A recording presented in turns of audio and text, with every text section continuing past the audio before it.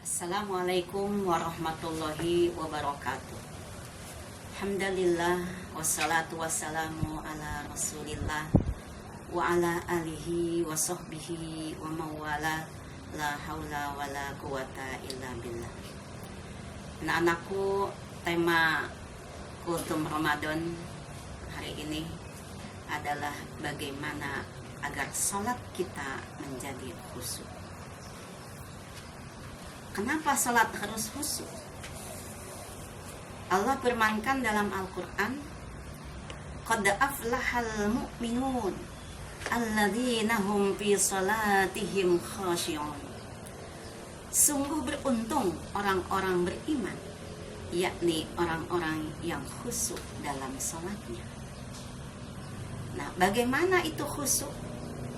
Ada penjelasannya di Quran surat Al-Baqarah ayat 45 dan 46. Allah firmankan, wasta'inu bis-sabri was-shalah wa innaha lakabiratun illa 'alal khashi'in. Mintalah kalian pertolongan kepada Allah dengan sabar dan salat. Dan sungguh itu adalah berat kecuali 'alal khashi'in, bagi orang-orang yang khusyuk. Nah, bagaimana orang yang khusyuk? Di ayat itu dijelaskan, alladzina yazunnuna annahum mulaqu rabbihim. Orang-orang yang meyakini akan bertemu Tuhannya dan mereka akan kembali rajiun, kembali kepada Tuhannya. Jadi khusyuk itu amalan hati. Orang-orang yang punya keyakinan akan kembali kepada Tuhannya, akan bertemu dengan Tuhannya, maka tentunya dia akan sangat menjaga kebersihan hatinya. Karena dengan kebersihan hati, hanya orang-orang yang bisa hatinya bersih untuk ketemu Allah. Dan ketika hati itu bersih, itulah yang akan menjadikan sholat kita khusyuk. Kalau hatinya kotor karena banyaknya dosa, setiap satu dosa itu di hati satu titik hitam. Maka ketika kita banyak dosa sampai nggak terhitung tuh dosa, jelas hati kita akan warnanya hitam. Dan ketika itu banyak dosa, sulitlah kita menjadi khusyuk. Maka dikatakan salat itu batu penguji hati. Jadi ketika hati baik, itu amal perbuatan manusia itu pasti baik. Maka digambarkanlah dari buahnya salat. Nah, khusyuk itu salat yang berbuah gitu ya. Apa buahnya salat? Yakni salat itu inna salata tanha anil fahsya'i wal munkar. Salat, sesungguhnya salat itu mencegah seseorang dari perbuatan keji dan munkar. Bagaimana perbuatan keji bisa dihindari kalau hati manusia itu kotor? Bagaimana dia bisa menghindari perbuatan keji dan munkar kalau di hatinya sendiri sudah bertumpuk dosa dan kemaksiatan? Jadi hati yang syarat dengan nafsu dunia, hati yang penuh dengan titik-titik hitam karena dosa, jelas di situ hati sulit dibawa untuk bisa khusyuk dalam sholat kita. Jadi sholat khusyuk itu bagaimana hati kita bersih. Nah, kalaulah ditanyakan kepada seorang syekh ya, seorang wali Allah, Abdullah bin Adam, ada seorang bertanya, kenapa doa kami tidak dikabulkan? Maka dia jawab, karena hati kalian telah mati. Kenapa hati menjadi mati? Ketika hati itu mati, terlalu banyak dosa. Maka itulah yang mengotori hati adalah dosa, sehingga buahnya kita pun sholat sulit menjadi khusyuk. Nah, sekarang bagaimana diusahakan oleh kita agar sholat menjadi khusyuk? Ada beberapa cara. Cara yang pertama supaya sholat menjadi khusyuk, penuhi adab-adabnya. Ada adab lahir, ada adab batin. Bagaimana adab batin, adab lahir itu? Kita sholat tahu ilmunya. tahu syarat sahnya sholat, tahu rukun sholat, tahu hal yang membatalkan sholat, tahu hal yang dimakruhkan dalam sholat, tahu hal yang disunahkan dalam sholat.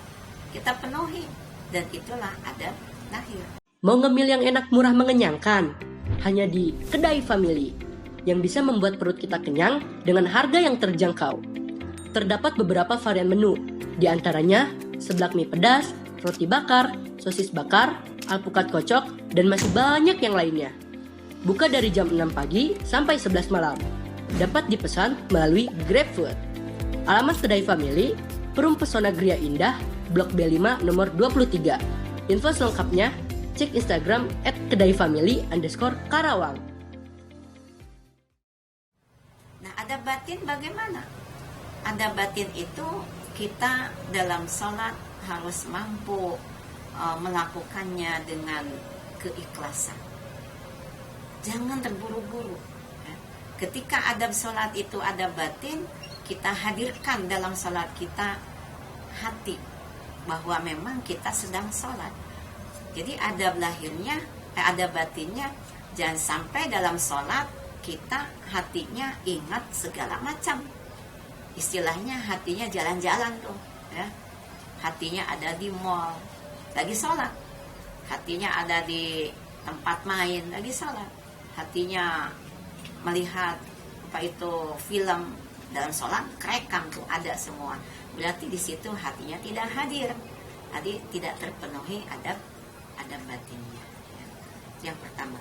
Yang kedua, ketika sholat harus khusyuk, atau supaya khusyuk, harus tumbuhkan dalam diri kita kesadaran penuh. Saya sedang sholat. Makanya sholat itu jangan lalai. Jadi harus hadirkan, ingat Allah. Minimal nih, kalau nggak seluruhnya kita dalam rokaat ingat Allah, ingat Allahnya 4 tempat aja. Mana yang pertama? Pertama, ingat Allah ketika Allahu Akbar, takbir.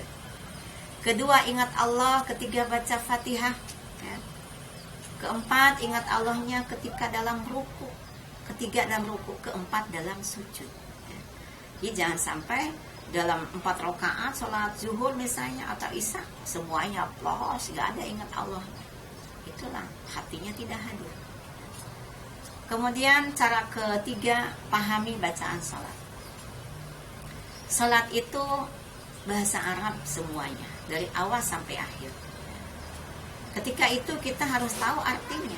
Supaya apa? Supaya paham apa yang kita ucapkan. Contoh satu aja, pahami Allahu Akbar. Kita semua tahu Allahu Akbar itu artinya Allah yang maha besar. Apa pemahamannya Allah maha besar? Yakinilah oleh kita ketika ucapan Allahu Akbar, Allah yang maha besar, maka pemahamannya selain Allah itu kecil. Diri kita kecil. Maka pemahaman ini penting. Sehingga dari buahnya sholat mengaku diri ini kecil, maka kita tidak akan menjadi orang yang sombong. Karena yang patah sombong hanya Allah. Ketika kita pahami salat itu ada Assalamualaikum tengok kanan, Assalamualaikum tengok kiri. Apa artinya salam? Salam itu adalah keselamatan, salam itu doa, salam itu kedamaian. Maka pahami oleh kita, ketika salat itu buahnya adalah kita dengan siapapun jangan jadikan musuh. Jadi kita damai dengan orang-orang di sekitar kita. Yang di kanan kita tidak ada musuh kita, semua kita damai. Yang di kiri kita semua kita damai, semua kita saling mendoakan. Artinya disitulah ada buahnya dalam sholat kita itu penuh kasih sayang. Kemudian buah apa itu harus juga caranya supaya khusyuk, harus kita takzim, harus kita malu depan Allah, harus kita tumbuhkan haibah, kagum kepada Allah, ya. Dan disitulah kita semua usaha, ikhtiar kita bagaimana sholat kita menjadi khusyuk. Insya Allah Allah akan berikan kepada kita kemudahan. Jangan lupa doanya, doa bahwa kita, ya Allah khusyukkan sholat saya. Nah kalau kita nggak pernah berdoa, nggak bakal dikasih tuh, ya. Karena khusyuk itu bukan perbuatan kita, tapi Allah yang ngasih.